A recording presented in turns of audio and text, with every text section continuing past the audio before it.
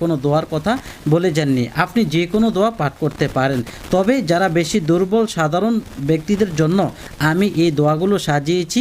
রহমতের 10 দিনে রহমতের দোয়াগুলো, মাগফিরাতের দিনগুলোতে ক্ষমা প্রার্থনার দোয়াগুলো, নাজাতের দিনগুলোতে জাহান্নাম থেকে মুক্তি পাওয়ার দোয়াগুলো।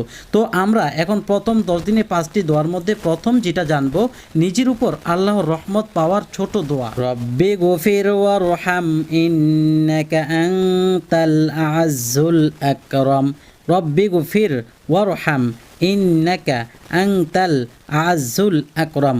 অর্থ, হে আমার প্রভু, আপনি আমাকে ক্ষমা করুন, আমার প্রতি দয়া করুন, নিশ্চয়ই আপনি পরাক্রমশালী ও অনুগ্রহশীল। দ্বিতীয় নম্বর দোয়াটি হলো প্রতিটি কাজে বা বস্তুতে রহমত তথা শান্তি পাওয়ার দোয়া।